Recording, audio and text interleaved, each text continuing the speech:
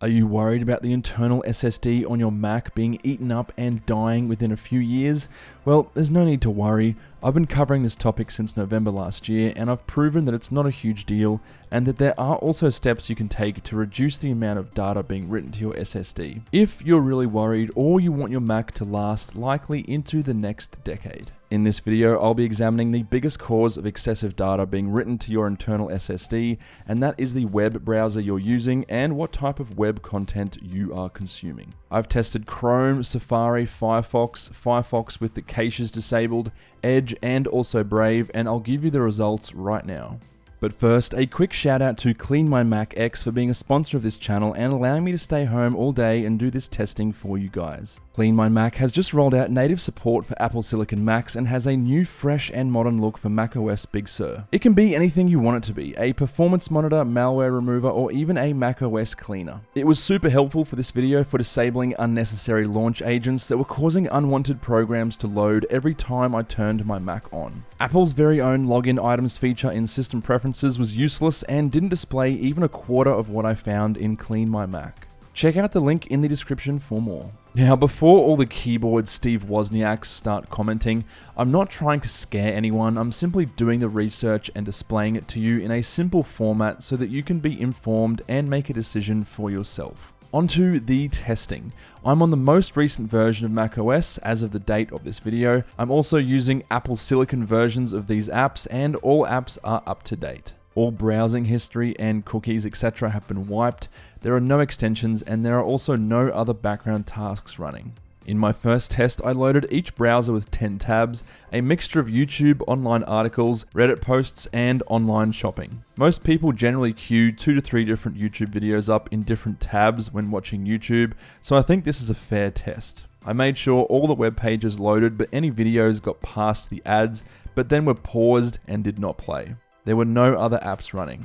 The computer was also restarted between tests. To begin testing, I hit play on the 4K YouTube video and started recording data. If you want to see the data in more detail, check out the article on the Created Labs website. Starting off with swap memory, as you can see, none of the browsers used any swap throughout their 15-minute tests. This was good to see, but expected as the RAM pressure was very low, i.e. barely any RAM was being used. Average memory used was again fairly normal, only about 5.5 gigabytes with some minor variance between the browsers. Where it starts to get weird is the difference in two figures: total data written to the disk and the size of the kernel task. First, let's take a look at the total system data written. This was taken from the disk tab on Activity Monitor, and it represents the total amount of data written to the internal SSD since the computer has been on. I made sure to remove large outliers such as the MDS_stores process, which is not related to browser usage. So what does this graph actually mean?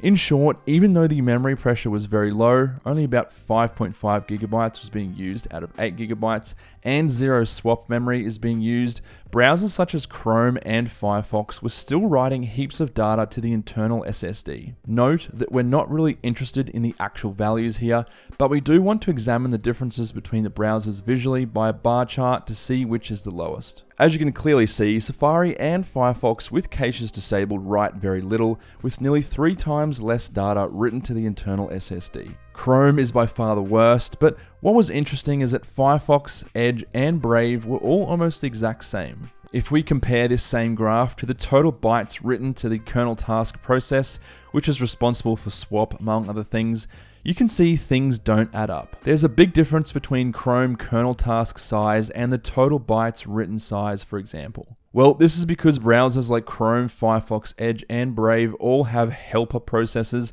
that cache and write web data to the internal SSD. Check out this graph. You can see that when I add the helper process together with the kernel task, it helps explain where all the written data is coming from. I noticed Firefox didn't have a helper process, instead it just wrote to the kernel task process. What do these helper tasks even do? Well, essentially, long story short, is that they are basically the bridge between your browser and the remote servers needed for things like plugins to work.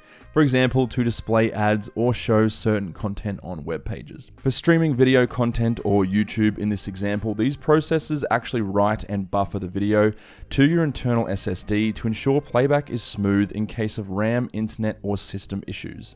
Generally, these tasks should be allocated to RAM and not constantly writing to the disk. Safari, on the other hand, seems to be doing this perfectly because almost zero data was written while I was watching the 4K YouTube video. Same with Firefox when caches were disabled. Now let's get a little bit crazy. I added another 5 browser tabs, bringing the total to 15. I also had Apple Mail, a Word document, and a moderately sized Photoshop file open all at the same time. This is going to be pretty typical usage of the average person using an entry-level 8GB RAM, 256GB SSD, M1 MacBook Air. Average swap usage this time was increased, as expected, because we were now putting more pressure on the memory. The key takeaway here is in the total amount written. As you can see, the total system data written to the SSD increased accordingly. The difference between Safari and Firefox with caches disabled increased, although not by a huge amount. Safari is still the clear winner with no customization or having to go into the settings and disable caches. This is because Safari is designed this way from the beginning.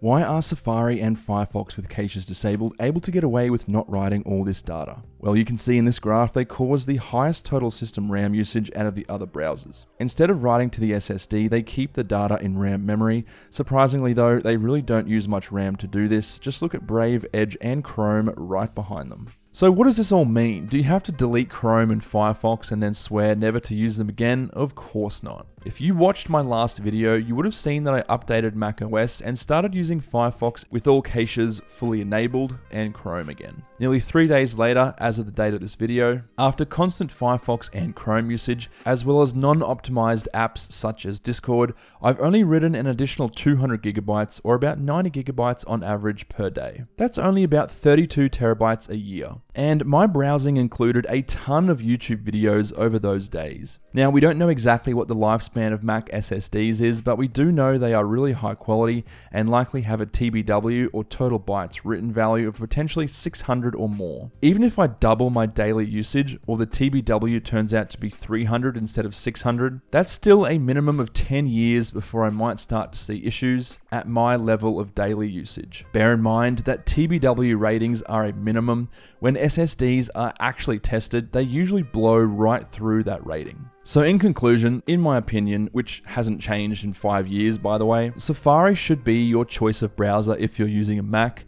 It's very efficient, light on resources, and writes much less data to the SSD, and just integrates and works so well with Mac OS. However, if you do want to use other browsers, it's not a big deal.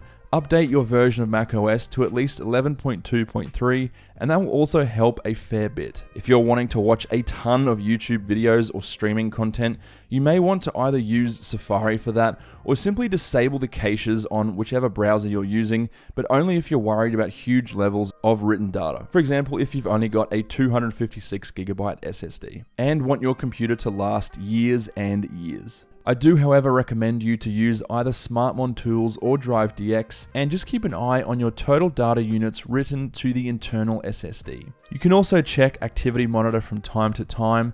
This is how you can enable the bytes written tab in Activity Monitor. The only reason I say this is because Apple Silicon is brand new, so no one really knows what effect it will have on your internal SSD. I'm 99% sure it will be fine, but it always pays to double check and make sure you don't have some kind of crazy software issue that's writing terabytes of data every week to your irreplaceable internal SSD. Anyway, that's it from me for this video. Let me know down below if you have any comments or questions, but apart from that, I'll catch you in the next one.